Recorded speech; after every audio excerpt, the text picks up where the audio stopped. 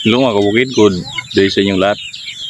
So ngayon mga kabukid, gusto kong i-share sa inyo yung aking pabahay ng aking mga alaga. Ayan, no? So simple lang siya. So alam nyo ba mga kabukid na yung pabahay na yan ay gumastos lang ako ng 1,000 piso. Tapos kasama na yung pako. So i-share ko sa inyo mga kabukid kung bakit 1,000 lang yung nagastos ko dyan. Pero bago ang lahat mga kabukid, samahan nyo muna ako na magpakain sa ating mga ibibinta na mga alagang manok ngayong buwan ng katapusan. So yan sila mga kabukid, oh. Gutom na gutom na. So halik kayo mga kabukid, tara na.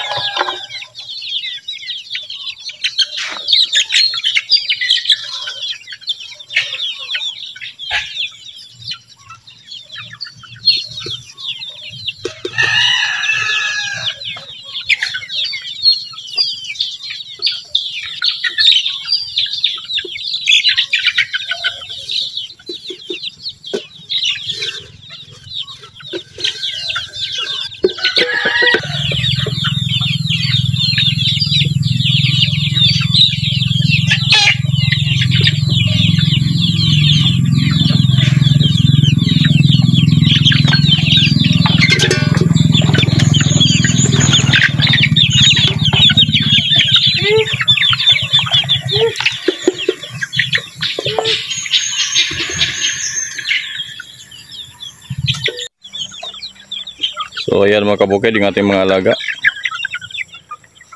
Sinadya ko pala mga kabukid na dito pakainin sa likod para pumunta sila doon sa range. So ayan, gutom na sila. So ito, meron na palang 3/4 dito na kilo tsaka 1/2. So ito yung ating pabahay mga kabukid. Sa halagang 1,000 nakagawa na ako ng ganito. So nasasabi ko na 1,000 lang mga kabukid kasi dito sa amin itong ganito mga round timber na sanga ng kahoy libre lang. Tapos ito luma na net, so dating bili ko na rin to, so libre na rin. So ang binili ko lang dito mga kabukid ay itong hero lang sa halagang 250. So 250 o 280 tatlong piraso, tapos yung haba niya 12 foot. So yan lang yung binili ko kasama na yung tornilyo. So kaya halos gumastos lang ako ng 1,000. May sukli pa. So yung sukli binili ko na lang ng tornilyo. Kaya nasasabi ko na sa 1,000 posible na makagawa ka na ng pabahay na tulad na ganito. So Ito mga kabukid, oh. Malaki rin to mga kabukid. Kasi yung haba ng hero ay 12 foot. Yan mga kabukid, oh. 12 foot. So para sa akin parang sakto lang yung 50 na piraso. Pag gusto mong magdagdag ng ating mga alaga, pwede rin siya maging 100. Mag-extend ka lang dito ng tatlong bubong para maging 100 kasya. So kasi ito sila mga 50 na piraso to lahat, 50 plus 50, 56, 55 ganun. So pero nabawasan na rin to. So posible talaga mga kabukid sa 1,000 pwede ka na makagawa ng ganitong pabahay ng ating mga alaga. Ang dilim mga kabukid kasi makulimlim ngayon ang panahon. Parang gusto na namang umulan. So yan, ito yung ating view.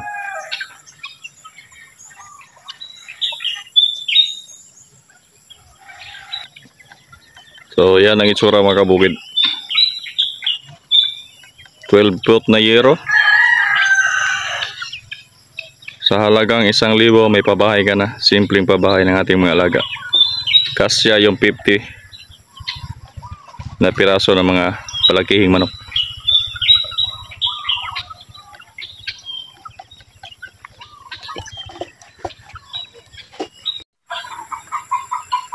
So simple lang yung pagkagawa ko ito mga kabukid. Kung matitingnan ninyo, yan o, haligi. Tapos pinatungan ko na ng kawayan. Yan o, pinapasok ko. Tapos may tornilyo na sa taas. At dito na nakapatong yung yero. Diba? Simple lang siya. Diretsahan. Wala nang maraming pinagpapatong-patong ng mga kahoy. So kumbaga direct to the point na. Importante makalapatong lang tong yero na hindi siya malaglag. So okay naman siya mga kabukid. Siguro tatagal pa to. So yan, simpleng pabahay sa ating mga alagang manok sa halagang 1,000. So yun lang mga kabukid. Simple lang yung aking ginawa na pabahay sa halagang 1,000. May tornilyo ka pa. So yero lang yung binili ko kasi dito sa amin, kasi nasa probinsya lang tayo nakatira. So nakukuha lang natin yung mga materialis, yung mga kahoy at saka kawayan. Hanggang dito na lang mga kabukid. Maraming salamat sa inyong lahat na subscribe sa akin at palaging nanonood ng aking mga video. Happy farming sa inyong lahat mga kabukid. Disclaimer lang mga kabukid, hindi ako eksperto sa larangan ng pag-aalaga ng mga manok. Mga akong baguhan. Pero ito ay sumusubok na baka balang araw maging successful din sa larangan ng pag-aalaga ng manok. Kaya happy farming sa inyong lahat mga kabukid. See you in my next video. Bye bye. Patuloy lang tayo sa buhay mga kabukid.